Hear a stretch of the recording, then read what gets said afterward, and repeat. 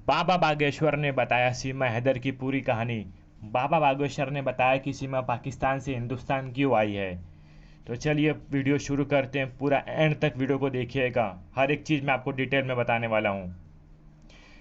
पाकिस्तान से आई सीमा हैदर की पूरी कहानी क्या है, जासूसी एंगल सामने आया। पाकिस्तान से अपना प्यार पाने भारत आई सीमा हैदर और सचिन की लव स्टोरी में जासूसी का एंगल आया। सीमा को एटीएस ने ग्रेटर नोएडा स्थित उसके घर से हिरासत में ले लिया है। सीमा के साथ ही उसके 4 बच्चों और सचिन को भी ले गई है पुलिस। इन्हें किसी सीक्रेट लोकेशन पर ले जाया गया है। खबरों के मुताबिक सीमा से पूछताछ की जा रही है। 5 वजह जिनसे शक होता है सीमा हैदर की सच्चाई पर। एटीएस के इन सवालों में उलझ गई सीमा हैदर। आईबी यानी इंटेलिजेंस ब्यूरो को इनपुट मिला है कि सीमा हैदर के चाचा पाकिस्तानी सेना में सूबेदार हैं। उसका भाई भी पाकिस्तान आर्मी में है, जबकि इससे पहले सीमा ने कहा था कि उसका भाई सेना में नहीं है बल्कि सेना में भर्ती की तैयारी कर रहा है। सच जानने के लिए यूपी एटीएस जांच कर रही है। सीमा की मोबाइल डिटेल्स की भी दोबारा जांच की जा रही है। नोएडा पुलिस ने सीमा के घर के बाहर सुरक्षा बढ़ा दी है। सचिन के परिवार को किसी से मिलने नहीं दिया जा रहा है।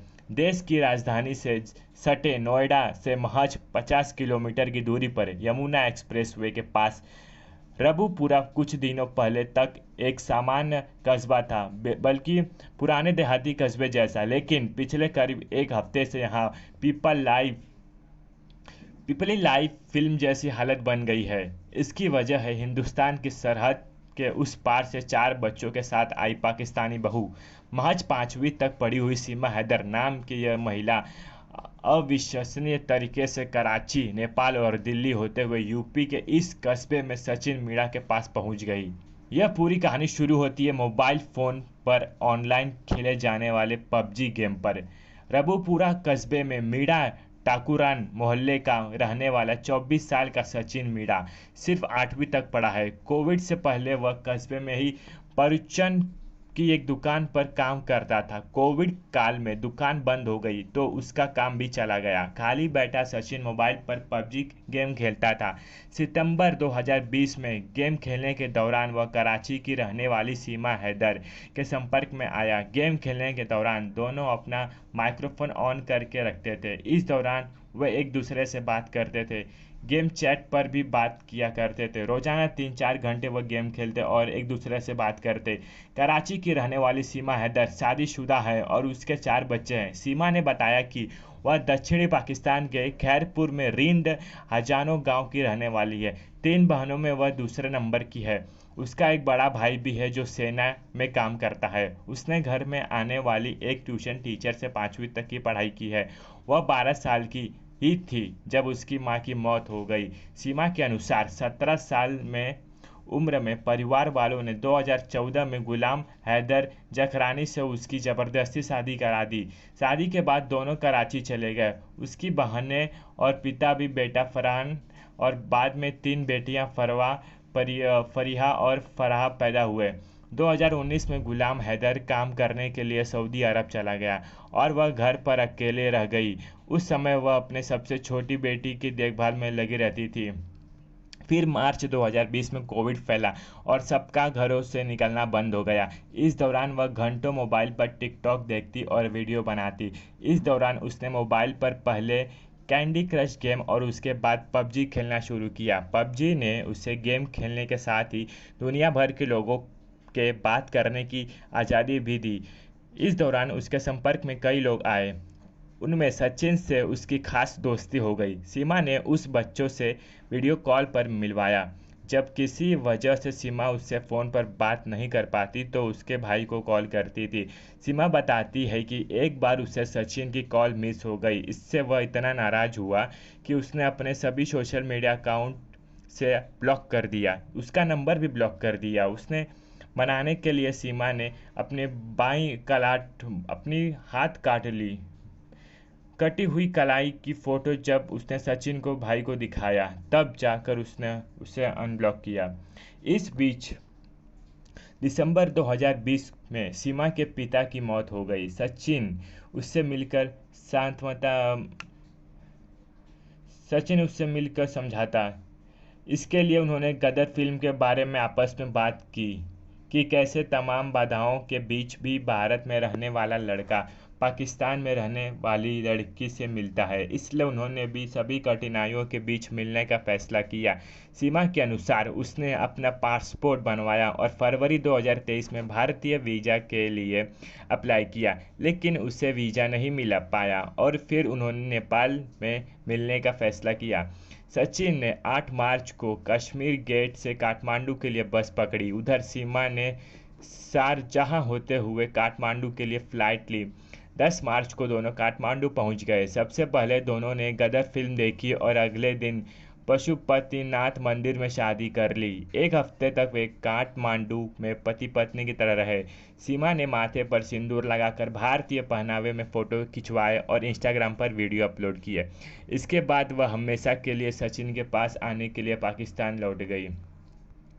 कराची लौटने पर सीमा ने सबसे पहले एक ट्रैवल एजेंट से अपना घर बिकवाने के लिए बात की। यह घर सीमा के नाम पर खरीदा हुआ था। करीब 12 लाख पाकिस्तानी रुपए में उसका घर बिक गया। इसके बाद उसने अपनी और बच्चों के लिए यूएई के रास्ते काठमांडू के टिकट खरीदे और 10 मई को फ़्लाइट पकड़ ली। काठमांडू पहुंचकर उसने पोखरा के लिए वैन ली और वहां से 15,000 रुपये में दिल्ली के लिए एक प्राइवेट बस में अपने और बच्चों के 4 टिकट बुक किए। उसे डर था कि कहीं वह पकड़ी ना जाए। खास तौर पर उसे अपने बच्चों के छिन जाने का डर था। बस में कंडक्टर ने उससे आईडी मांगी जो उसके पास नहीं थी। हालांकि उसने इसके लिए पहले से तैयारी कर रखी थी। सीमा दावा करती है कि उसने कंडक्टर को अपना नाम सीमा और पति का नाम सचिन मीणा बताया। उसने खुद को रबुपुरा का रहने वाला बताया और अपने बच्चों के नाम राज, प्रियंका, परी और मुन्नी बताए। अपने बात बताने पर कंडक्टर ने कुछ नहीं पूछा और वह दिल्ली पहुंच गए। कश्मीरी गेट से जेवर के लिए बस ली और रबुपुरा में फलेदा कट उतर गए, जहां सचिन उनका इंतजार कर रहा था। सीमा के वहां पहुंचने से पहले से ही उसने सारी तैयारियां कर रखी थी। उसने अपने घर से करीब 1 किलोमीटर दूर किराए पर अप्रैल में ही कमरा ले लिया था। मकान मालिक को उसकी उम्र देखकर कुंवारा होने के चलते किराए पर कमरा देने में आपत्ति थी। हालांकि उसने उन्हें भरोसा दिलाया कि वह शादीशुदा है। उसने सीमा को बुलंदशहर से बताया और बच्चों को खुद का अपना बताया। इसके बाद वे करीब 1.5 महीने तक साथ रहे।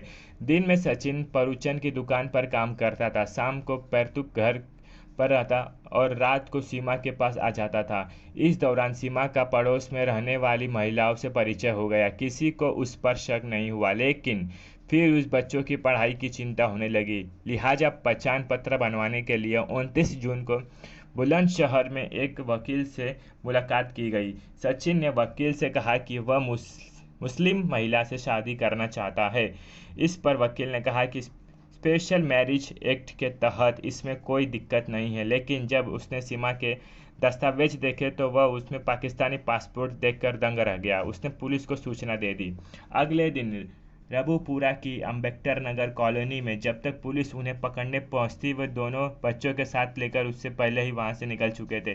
पलवल के रास्ते में पुलिस ने उन्हें वल्लभगढ़ में पकड़ लिया। 2 दिनों तक पूछताछ के बाद सीमा, सचिन और उसके पिता नेत्रपाल को पुलिस ने पासपोर्ट और विदेशी अधिनियम के तहत गिरफ्तार कर लिया। बच्चों भी जेल में सीमा के साथ ही रहे। हालांकि एक दिन बाद उनके वकील ने जमानत के लिए जेवर सिविल कोर्ट में अर्जी दी। जूनियर डिवीज़न जज नजीम अकबर ने पहले सचिन के पिता नेत्रपाल और अगले दिन 8 जुलाई को सीमा और सचिन को भी जमानत दे दी।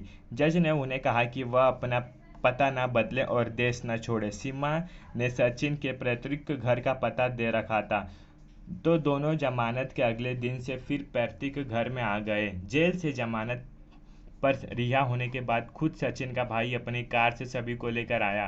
पाकिस्तानी बहू लाने पर सचिन के घरवालों को उस पर गर्व है। कस्बे के ज़्यादातर लोगों ने भी सराहना ही की है।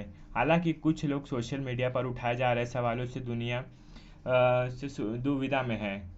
डीसीपी ग्रेटर नोएडा साद मियां खान ने बताया कि पाकिस्तानी महिला सीमा हैदर की दस्तावेज की जांच की जा रही है। उसके आधार कार्ड LIU के पास वेरिफिकेशन के लिए भेजा गया। इस मामले की जांच यूपी एसटीएफ समेत दूसरी जांच एजेंसियां भी कर रही हैं। उधर सीमा के पति गुलाम हैदर ने पीएम नरेंद्र मोदी से अपील की है कि उसकी पत्नी को वापस पाकिस्तान भेज दिया जाए। उसने सीमा के साथ जबरन निकाह करने की बात को नकारा है। उसने कहा दोनों ने घर से भागकर लव मैरिज की थी और इसका इकरारनामा भी उसके पास है। सीमा का कहना है कि अगर वह वापस लौटी तो वहां के लोग उसे पत्थर मारकर मार डालेंगे।